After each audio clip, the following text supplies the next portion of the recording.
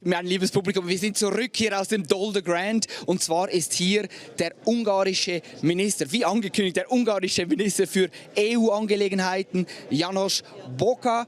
Und zwar werde ich jetzt aufgrund der sprachlichen Barriere auf Englisch switchen, werde allerdings für Sie fortlaufend übersetzen, werde Ihnen auch die Frage vorab stellen und zwar die erste Frage, die mich bei Herrn Boka interessiert, ist so ein bisschen eine Weltwoche-Frage. Und zwar die Weltwoche ist bekannt dafür, dass sie immer gegen den Strom schwimmt, wenn nötig, wenn es von ihr gefordert wird.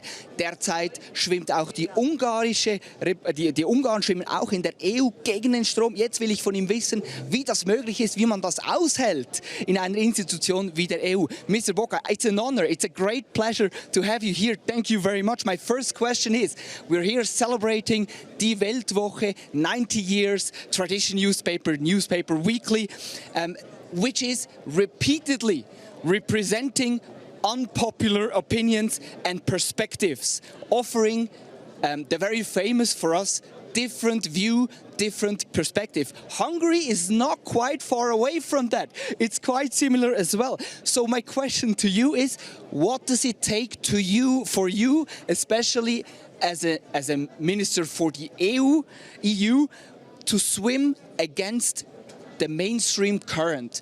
What does it take you to swim against the current emotionally, mentally? What does it take? First of all, congratulations to Weltwoche. It's an honor to be here. To swim against the current, to stand your ground, takes three things. First of all, it takes a special mindset. You have to understand, as Minister for EU Affairs of Hungary, that you are representing Hungary in Brussels and you are not representing Brussels in Hungary. This is the point of departure.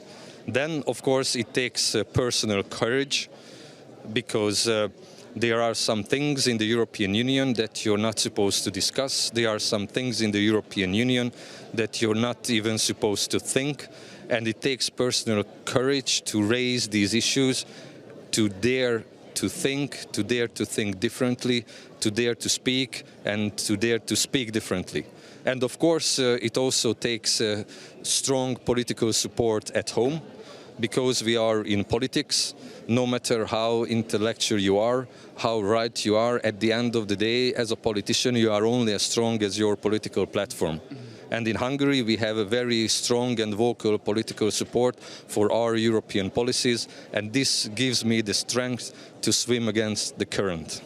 Thank you very much. Also der ungarische Minister für EU-Angelegenheiten sagt eigentlich, es braucht drei Sachen, und zwar ein spezielles Mindset, also eine mentale Stärke quasi, Ungarn in der EU zu repräsentieren und nicht die EU in Ungarn. Das Zweite ist, dass es auch einen Mut braucht, zwar Dinge anzusprechen, die man eben nicht gerne hört, die nicht alltäglich sind, wenn sie in der EU thematisiert werden, dass man da immer den Finger in die Wunde legt, und drittens, dass man auch einen starken politischen Support braucht zu Hause. Er sagt natürlich, dass die Konstitution Ungarns, aktuell hat man da eine gute demokratisch legitimierte Basis. Man ist da politisch legitimiert, und von dem her hat er den vollen Support vom ungarischen Ministerpräsidenten und auch vom Volk, dass man diesen Weg auch gegen den Strom in der EU geht. Now, meine zweite Frage ist, mich interessiert selbstverständlich, die Ungarn sind bekannt dafür, dass sie kritisch sind gegenüber der EU. Jetzt ist aber so, mich interessiert die Perspektive von Ungarn, die Sicht auf die EU.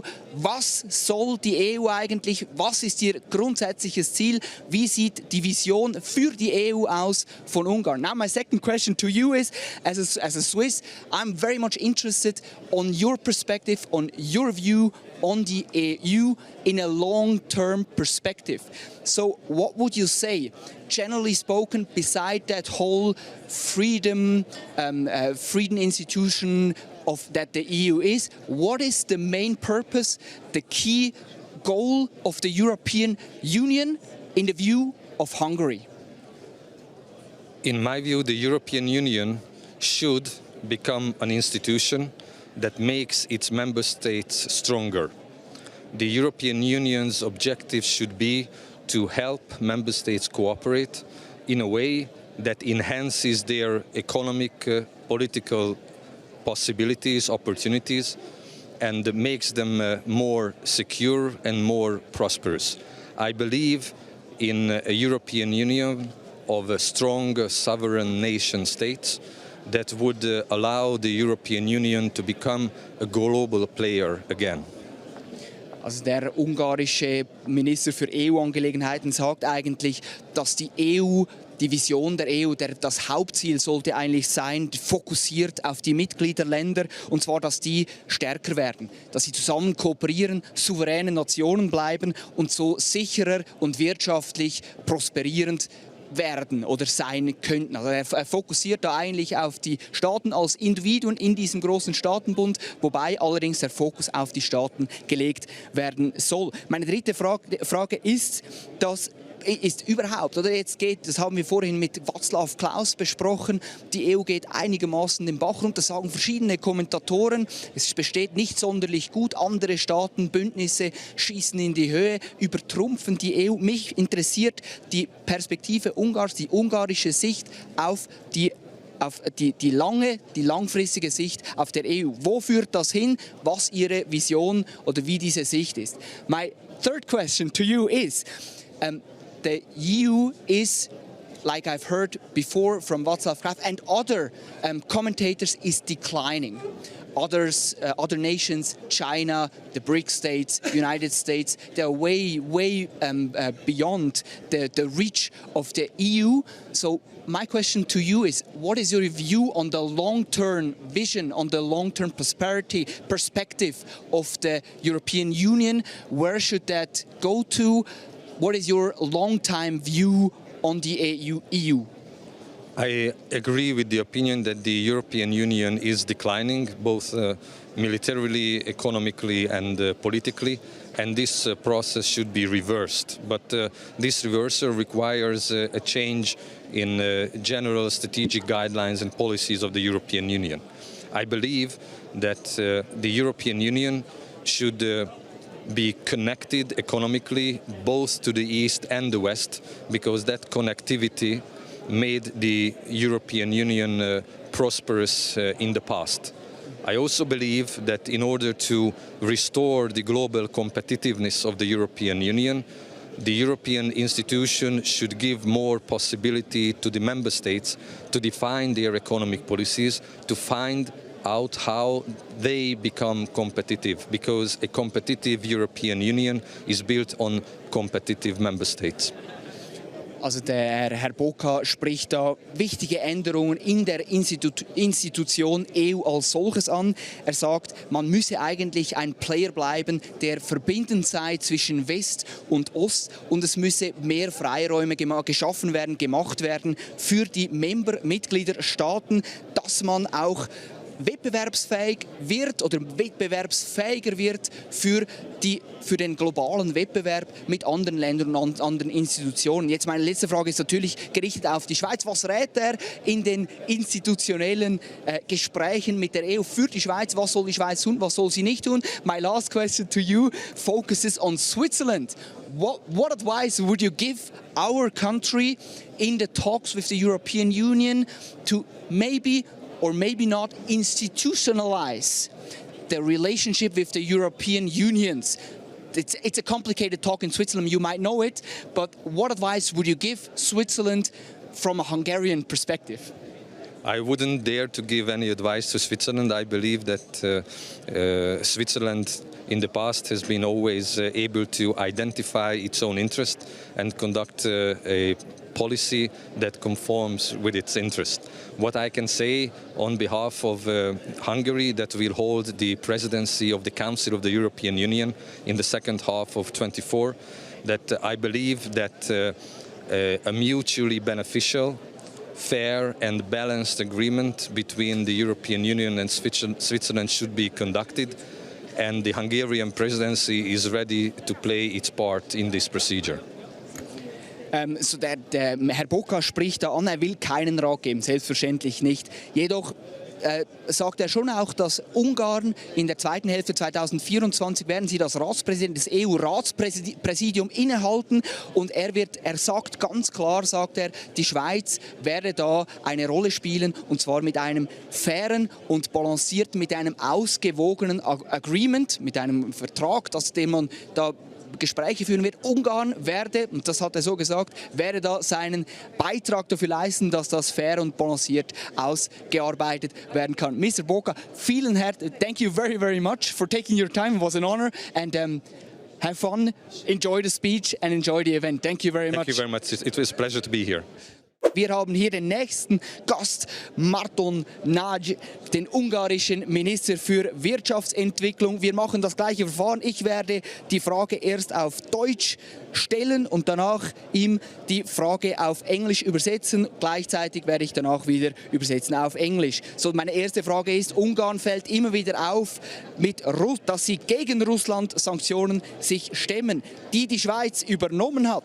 So, mich interessiert vom ungarischen Wirtschaftsminister, was diese Resistenz quasi bei den EU-Sanktionen nicht mitzumachen, was diese Resistenz genau Ungarn gebracht hat, was da das Positive war. So, Mr. Nagy, thank you very much for being here. It's a great pleasure. It's an honor to have you. My first question is you, as a Minister for the Economy. So, Hungary always resisted to adapt to the EU sanction system against Russia, which even Switzerland adapted.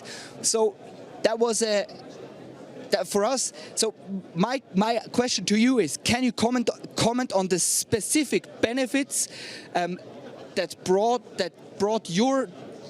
were brought to your country? What were the benefits to resist, to not impose the EU sanctions on Russia? What was the economic benefit for your country? Yeah, thank you very much.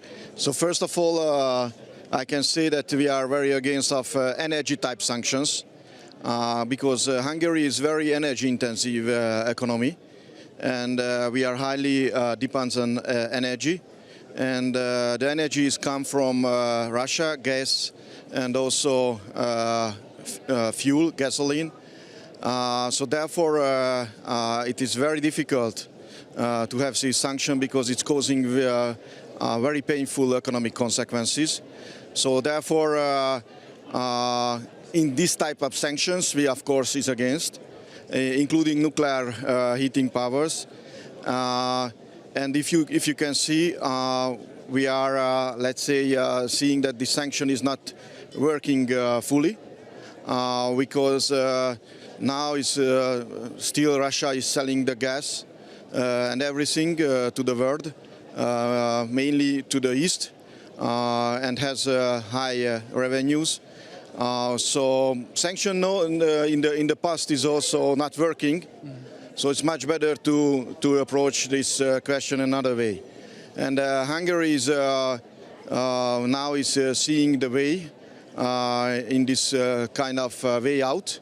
To fine-tuning the economic strategy for these new challenges.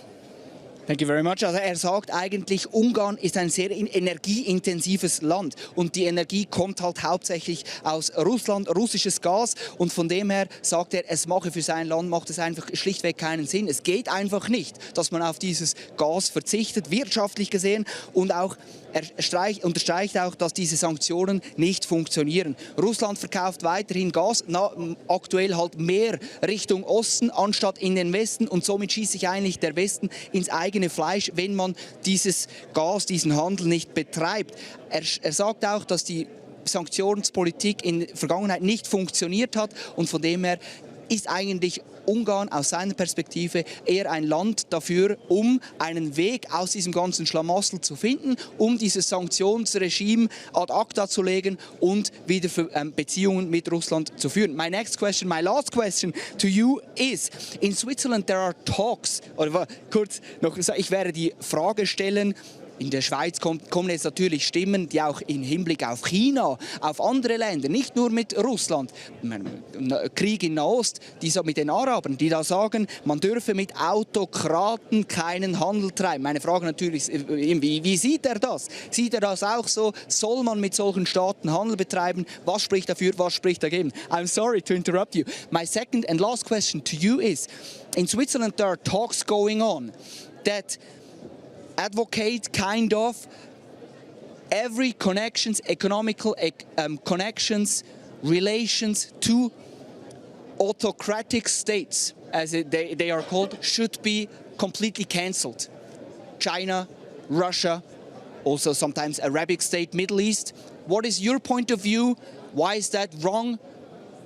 Do they have a point? Is that maybe correct? Is that maybe the better way to operate nowadays? What is your view?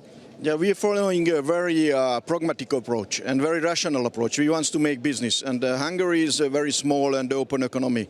For us, it's very important that the borders keep open, and this means that the West and the East meet with each other, for example, in Hungary. So connectivity is very, very important, because if you see the new economies like electric cars and this whole ecosystem where there is German car makers and Chinese battery makers meet each other and can cooperate, that's the future. And Hungary is open for that, and we are the gatekeeper for that. And of course we are beneficial from this kind of strategy. So therefore we're just saying that for some peoples in the East as well, they're saying that his country is the first. And Hungary is also saying that Hungary is the first. And therefore we have to see that how we can make more rich the country. And this is where the FDI, the foreign direct investments of the West and East meet each other. In case of electric cars and ecosystem, this is the very important economic strategy of Hungary. Thank you very much. Also er operiert eigentlich mit einem sehr, sehr rationalen Approach in Ungarn. Die Wirtschaft solle, weil sie eben auch relativ klein ist im Vergleich mit anderen Ländern, sie solle möglichst offen bleiben, sie solle eine Schaltzentrale sein, sie solle Westen mit dem Osten verbinden. Konnektivität, offene Grenzen bezüglich Handel ist natürlich ein großes Wort, und Ungarn ist sozusagen, sieht sich eine Art als Gatekeeper für diese Freihandelsbeziehungen mit der ganzen Welt, Offenheit und wirtschaftliche Prosperität. Thank you very much, Mr. Nagy. Thank you very much, and enjoy the speech and have a nice day. Thank you very much. Wir machen hier gleich weiter. Thank you very much. Mit Balzac Orban. Ich sehe wunderbar, der politische Direktor von Viktor Orban, vom Ministerpräsidenten, ist bereits da bei uns im Studio. Er ist so quasi der Chefberater. Balázs Orban, thank you very much for being here, for talking to us. It's a great pleasure, it's an honor to have you here. Thank you. Thank you very much for hosting us. Die erste Frage wird natürlich sein, er ist der Chefberater von Viktor Orban, einem der großen Konservativen, beziehungsweise der berühmten Konservativen heutzutage. Meine Frage an ihn ist, es ist ja eigentlich eine komplette Gegenbewegung, Gegentendenz zu der Weltöffentlichkeit, zu der Mainstream-Presse, zu der Politelite sozusagen. Meine Frage an ihn ist, warum muss man genau heute konservativ sein? Warum muss man rechts sein? First question to you is, Viktor Orban is known as one of the probably iconic conservatives these days. This is very against the current. That's against the mainstream current. That's against woke ideology. That's against gender. Against everything which is kind of in the topic today. My question to you is, why is it necessary to be conservative these days? Why must one be right today? Well, first of all, conservatism is not an ideology. It's a way of living and a way of thinking. And honestly, what we experience is that the Hungarian people, they want to live that way, they want to think that way. So the conservative principles for the Hungarian people, love of your homeland, enthusiasm and love for your family, fighting against crazy Marxist ideology. So it's part of their everyday mindset. So this is what they want, and this is what kind of government they are ready to support. So it's from our perspective, it's not a matter of choice, but it's a matter of democratic necessity. Sagt eigentlich, der Konservativismus ist eigentlich nicht eine Ideologie, die Orban vorantreibe. Es ist eigentlich eher, er orientiere sich dabei sehr stark am Volk, am ungarischen Volk, an der Familienliebe, an dem, ja, dass man gegen dieses ganze Marxistentum, dieses staatsverherrlichende ist. Er sagt auch, dass es eigentlich, von dem er sieht, er sich demokratisch legitimiert, Viktor Orban, diese Haltung des Volkes auch voranzutreiben, und deswegen ist es eigentlich nicht wirklich eine Ideologie, eine Staatsideologie, sondern viel eher ein Auftrag, den er da vorantreibt. Last question to you is, what exactly, also letzte Frage für mich ist, was ist die Vision von Viktor Orban in dieser Zeitströmung, wenn er Konservative auf der ganzen Welt zusammenbringt, CPAC vorne in Ungarn mit den amerikanischen Konservativen veranstaltet. Was ist die Vision von Viktor Orban? Last question to you is, CPAC Forum, Viktor Orban is bringing the conservative, the anti-mainstream people around the globe, even from the States, to Hungary. He's bringing them together. What is maybe the vision of Viktor Orban? What is the vision behind all that? Is it to form a counter movement? What can you tell us about that? First of all, we have to be very strict on that, or we have to talk about it very honestly, that international cooperation of conservative nationalist forces, and I use the term in a positive way, nationalism, is very hard because they are not liberals. If you are a liberal, it doesn't matter where you live, you have the same principles, and you want to have the same principles everywhere.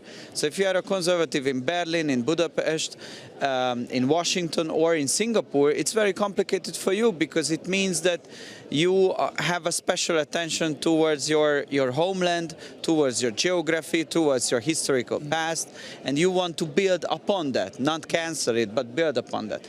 So to cooperate on that basis, it's very complicated, because the geopolitical understanding of the conservatives in different places is completely different.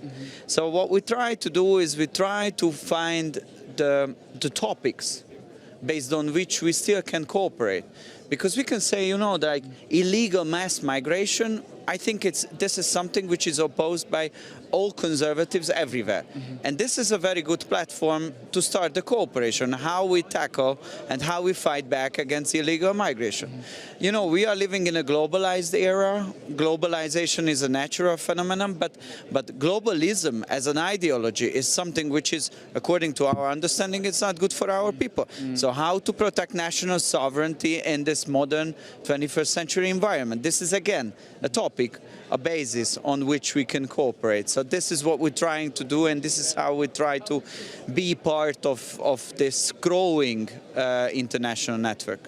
Thank you very much, Mr. Orban. I let you go because Thank you very much. The speech is soon Vielen Dank. starting. Danke. Ich fasse noch ganz kurz zusammen, und ihm geht es weniger darum, dass man irgendwie Leute zusammenbringt, die irgendwie gleich denken oder ähnlich denken. Die haben alle andere Ansichten, aber es geht darum, eine Kooperation zwischen den Konservativen dieser Welt zu schaffen. Berlin, Washington, Budapest, alle haben ihre unterschiedlichen Interessen, Themen, und so versucht man einen gemeinsamen Nenner zu finden und sich darüber auch zu verständigen.